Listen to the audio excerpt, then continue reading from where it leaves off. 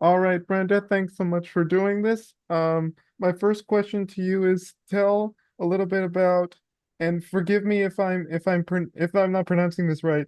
Inatai, INATAI, yeah, you and doing kind of great. yeah, just kind of what is it and what's sort of the origin story behind it? Yeah, well, first, thanks for having me on your podcast. Happy to be here. So INATAI Foundation, we are a 501(c)(4) foundation, so we're a funder. And I can say a little bit about what that means and kind of our story. So 501(c)(4) is a tax status that allows us to do really explicitly political work. So you probably know like 501(c)(3)s or nonprofits, and they can do lots of also political work to a certain extent. And 501(c)(4s let you do a lot more. So things like we can fund ballot initiatives, we can support organizations that want to take really strong positions on an issue that's really clear, like if they're supporting a political issue. And so our dollars allow for that. And there's unfortunately not a lot of foundations that do that. So that's a big piece of who we are. Our origins were when Group Health Cooperative, the health system that was here in the state, was sold to Kaiser. I think that was in 2015, 2016. The proceeds of that sale, it was a $2.5 billion sale. The proceeds went to developing this foundation. And so that's kind of the dollars that we received. We invest that money and then we take a percentage of it every year and make grants around Washington state and a little bit across the country. So yeah, that's a little bit about who we are. I can say more about kind of how we shifted. We started as Group Health Foundation. We became INATAI. I don't know if that's of interest, sort of that way. Yeah. What I was gonna ask is like what services do you provide? Because you said you work with a lot of with a lot of with a lot of ballot initiatives and other stuff. So, but can you talk about that more in detail?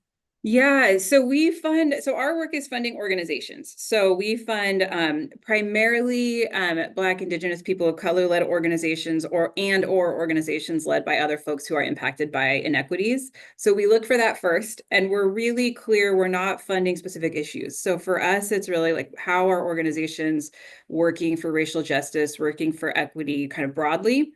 And then we provide multi-year unrestricted dollars because we really believe organizations know best what they want to do and need to do with those dollars.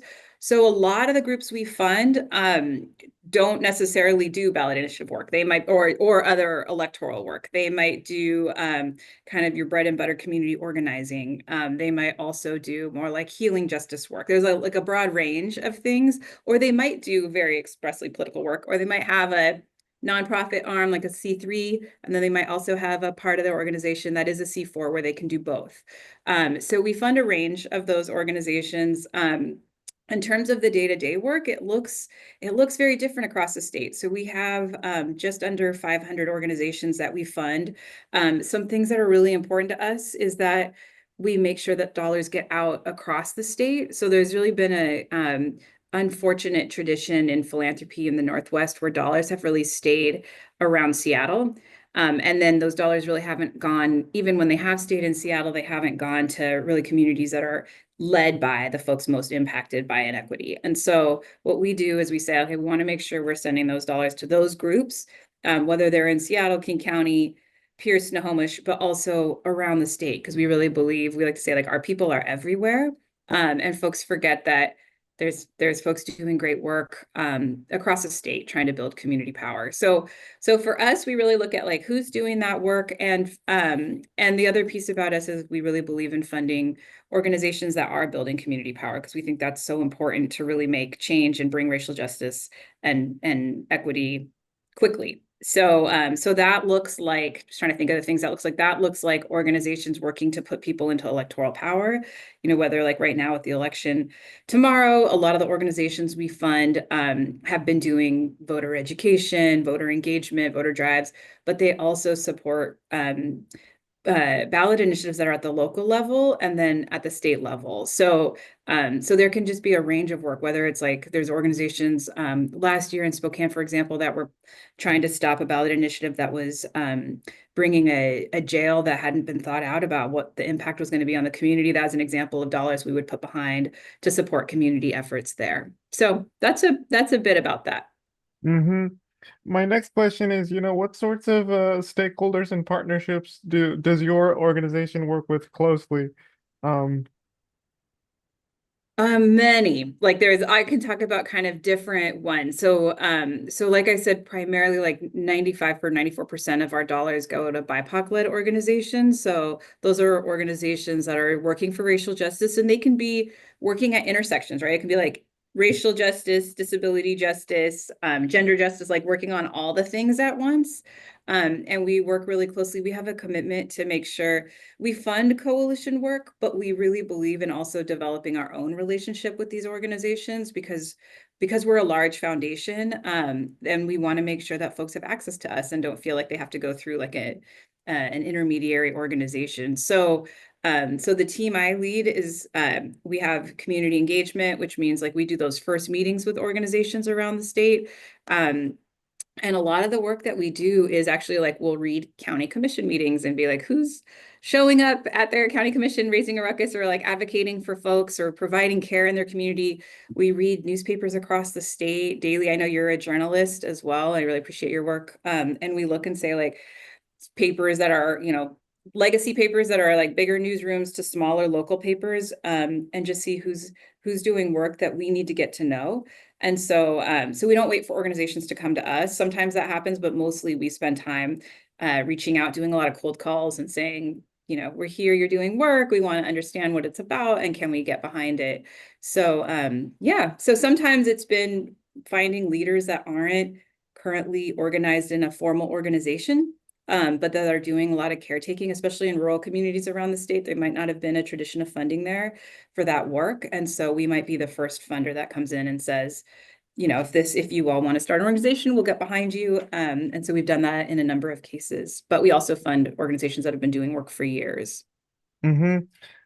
Talk about sort of the importance that your nonprofit, but also like nonprofits in general have on the greater community. In other words, like what's the importance of like having, nonprofits as kind of like um a a tool to like make a positive and meaningful change.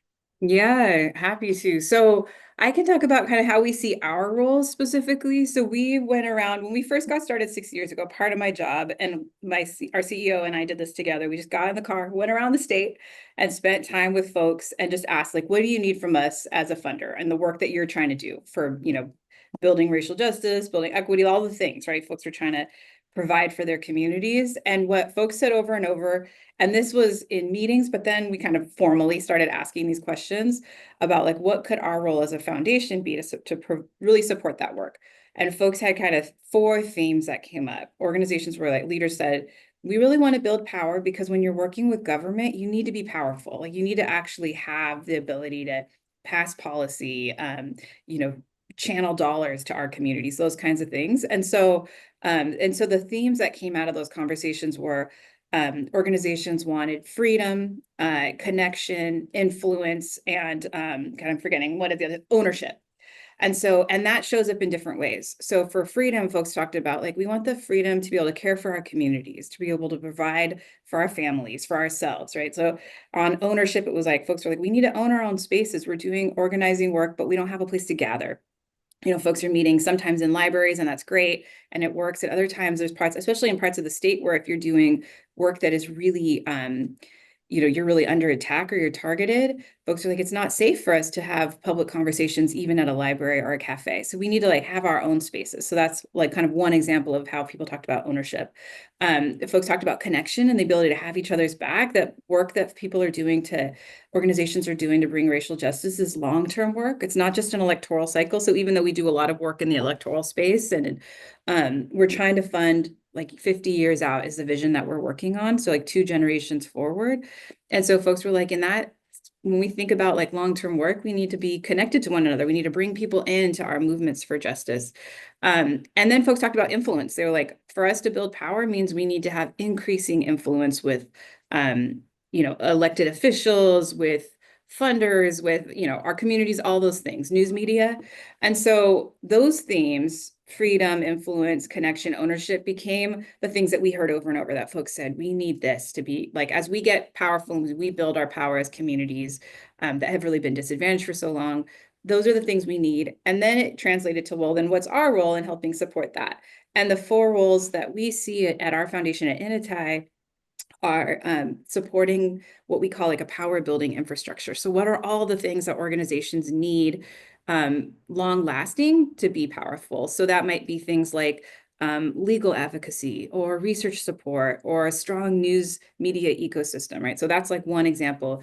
Our other role is funding organizations, which is just like making sure organizations can keep the lights on and pay their staff and like provide great 401ks and then do programming, do all those things. So we provide that.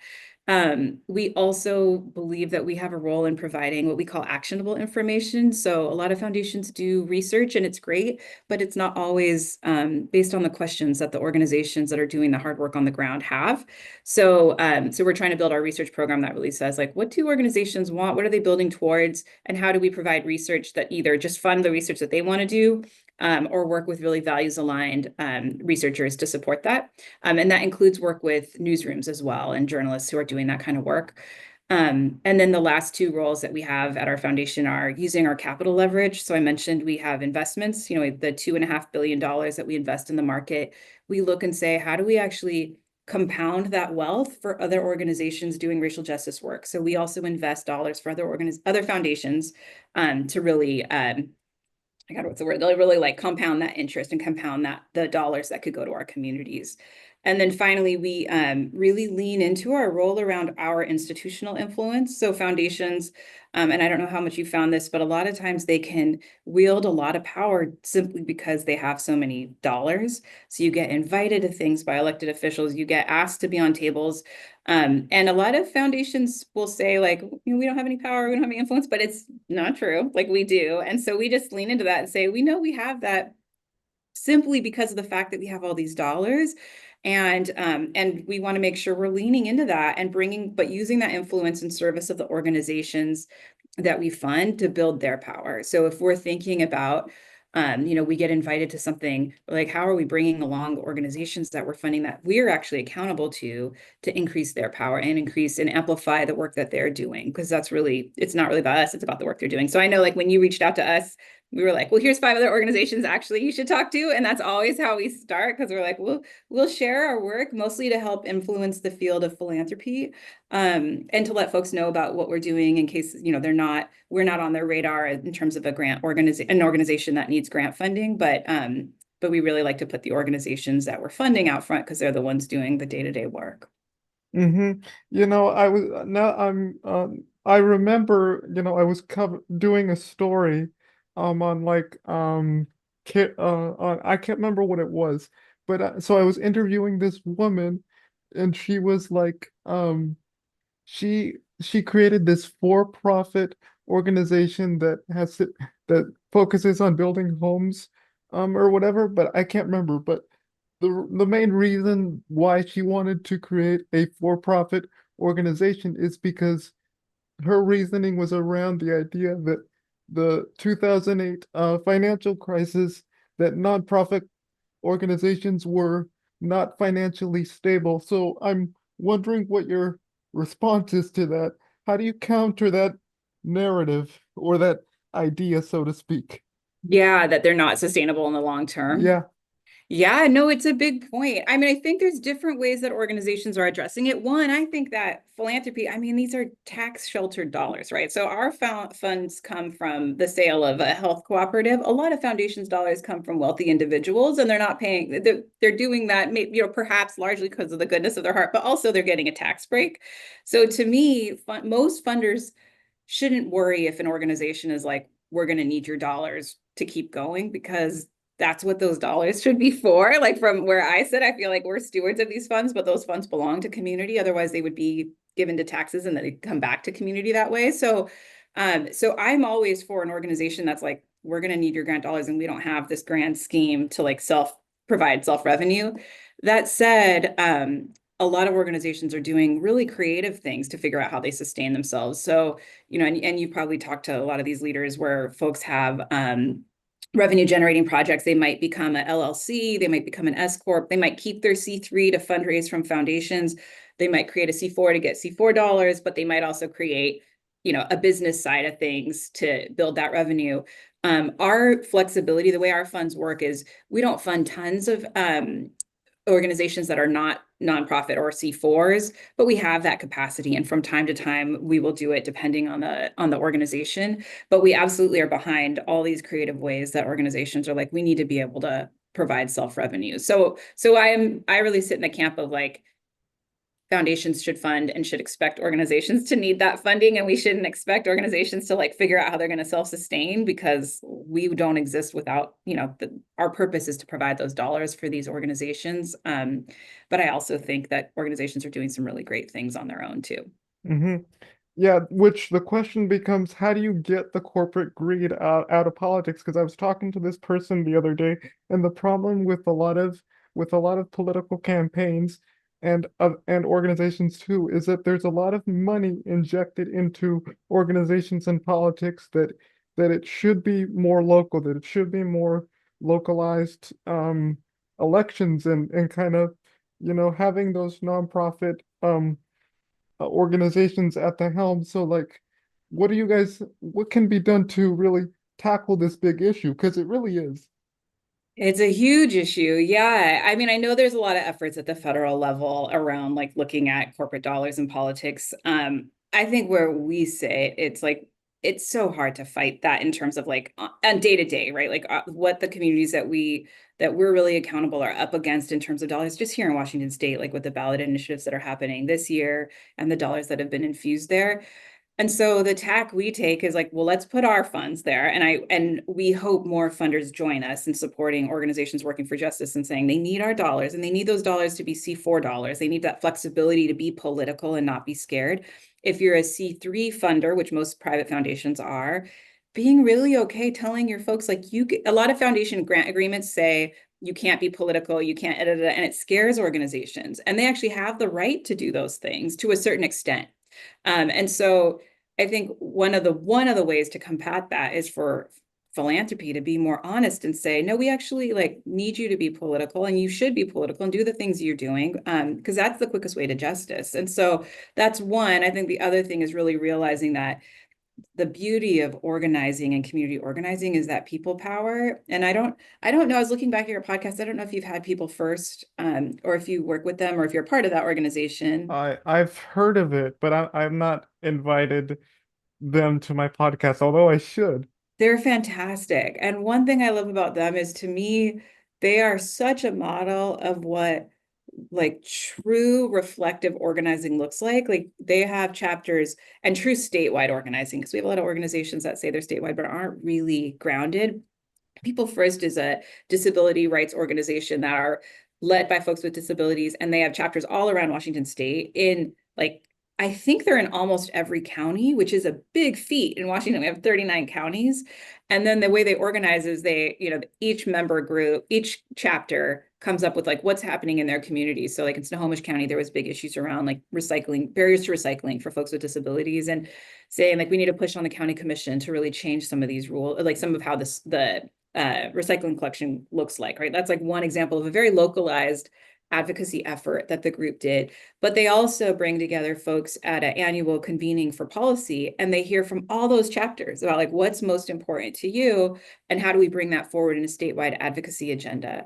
And so then they have the people power. The reason I bring them up is that they're so good from really pushing like, we know that people power, we know that that pushes political will, and political will then, then makes you be able to pass policy. And we can actually say to legislators, like, we have folks that represent your district and that are constituents in your district, and we're voting and we could vote you out. And so they have that ability because of how they organize all the way at the grassroots, and then have a really sophisticated strategy. They also partner with other coalitions, and other organizations to advance more of it from a more C4 lens, and then they have legal strategy, and they're just brilliant. So I think they are a great organization to connect with for your show. And to me, they're always one that comes to mind of like a group that is organizing like by and for, and just makes so much sense for give me a lot of hope in terms of like what's possible when you're doing really like grassroots organizing, but influencing policy at the state level and beyond.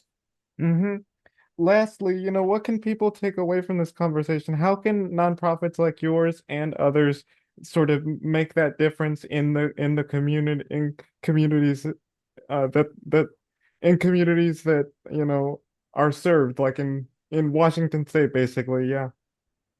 Well, from a funder perspective, if I'm speaking to other funders, I would say, don't shy away from the fact that your work is political, whether or not you think it is. So I think if you're not approaching it and you're not looking at your grant agreements, you're not looking at how you grant, like I think multi-year unrestricted funding is so important for organizations to thrive. It's like the biggest thing we hear that folks are like, give us these dollars and we know what to do with them.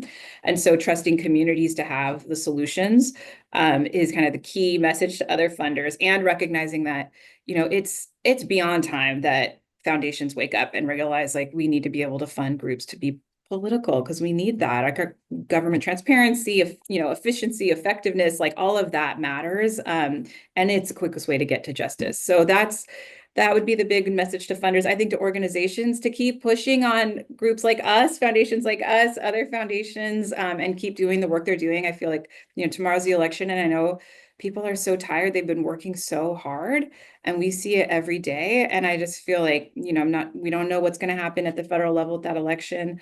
But regardless, it's like I know that the organizations that we're accountable to, that we fund, are going to just keep going. And so I think just the message to them is like, we see you and we know your work is so important. And to journalists like you doing like important work and making sure that those stories are told, it's just like, I don't say thank you because it ends up benefiting all of us.